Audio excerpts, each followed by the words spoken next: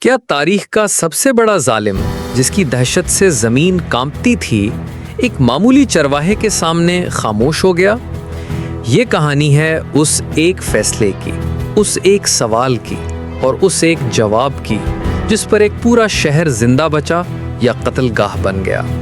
آئیے دیکھتے ہیں آخر تک کہ جب چنگیز خان نے موت کا سوال پوچھا تو ایک چرواہے نے عقل کا جواب کیسے دیا۔ روایت ہے کہ جب چنگیز خان نے نشاپور کو خون نے نہلا دیا اور اس خوبصورت شہر کو مٹی میں ملا دیا تو اس کے بعد وہ اپنی خوفناک فوج کے ساتھ ہمادان کی طرف روانہ ہوا۔ ہمادان کے لوگوں کا حال برا تھا، وہ ڈر کے مارے لرز رہے تھے، ہر چہرے پر خوف اور ہر دل میں موت کا اندیشہ چھایا ہوا تھا۔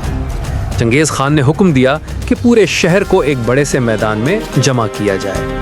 میدان میں ایسی خاموشی تھی جیسے وقت رک گیا ہو، سانسیں تک سینوں میں قید تھی۔ چنگیز خان نے اپنی بلند اور بھاری آواز میں بولا، میں نے سنا ہے کہ ہمادان کے لوگ نہایت ہوشیار، عقل مند اور سمجھدار ہوتے ہیں۔ تمہاری عقل مندی دور دور تک مشہور ہے۔ ایک کہاوت ہے، ہمادانی و ہیچ نادانی، یعنی سب کچھ جانتے ہو مگر پھر بھی کچھ نہیں جانتے۔ پھر اس نے اعلان کیا، میں تم سے ایک سوال کروں گا، اگر جواب درست ہوا تو تم سب کو امن دی جائے گی، چھوڑ دیا جائے گا، لیکن اگر جواب غلط ہوا تو یہ میدان تم سب کی قبریں بنے گا۔ تمہاری قسمت کا فیصلہ بس یہی ایک سوال کرے گا۔ میدان میں موت جیسی خاموشی اور گہری ہو گئی، لوگ کانپنے لگے۔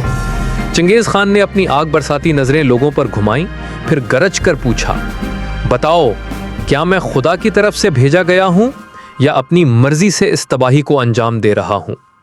یہ سن کر کسی میں جواب دینے کی ہمت نہ رہی۔ شہر کے بڑے بڑے علماء، دانشور اور بزرگ سر جوڑ کر بیٹھ گئے۔ یہ صرف ایک سوال نہیں تھا، یہ پورے شہر کی زندگی اور موت کا ٹکٹ تھا۔ ہر چہرہ پریشان، ہر آنکھ سوالی بنی ہوئی تھی۔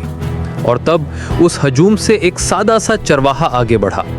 نہ وہ کوئی عالم تھا، نہ کوئی بہت بڑا دانشور، مگر اس کی آنکھوں میں سچائی کی چمک تھی اور دل میں یقین کا سکون۔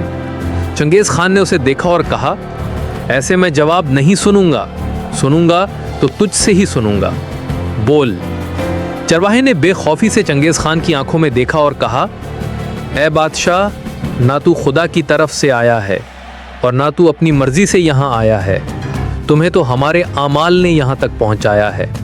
جب ہم نے عقل والوں کو نظر انداز کرنا شروع کیا، جب ہم نے علم والوں کو پیچھے ڈھکیل دیا اور جب ہم نے جاہلوں، خوشامدیوں اور نالائق لوگوں کو عزت، طاقت اور قیادت دے دی، تو پھر تم جیسے ظالم کا آنا تو طے تھا۔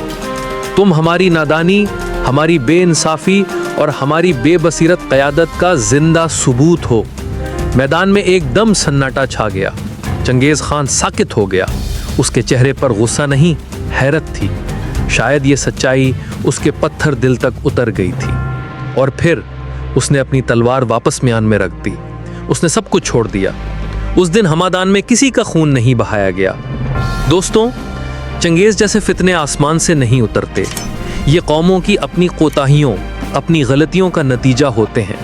جب کسی معاشرے میں علم کو عزت نہ دی جائے، انصاف کو پیروں تلے رون دیا جائے اور نالائق لوگوں کو لیڈر بنا دیا جائے تو ظلم، تباہی اور بربادی چنگیز کی شکل میں قہر بن کر ضرور آتی ہے۔ یاد رکھیے، یہ دنیا مقافات عمل ہے، یعنی جیسا کرو گے ویسا بھرو گے۔ گندم سے گندم اگتی ہے اور جو سے جو۔ اگر آج بھی ہم نے عقل، علم، عدل اور سچائی کو نہیں اپنایا تو چنگیز نئے ناموں اور نئی شکلوں میں بار بار لوٹ کر آتا رہے گا۔ آپ دیکھ رہے تھے آخر تک۔ اگلی ویڈیو تک کے لیے اللہ حافظ۔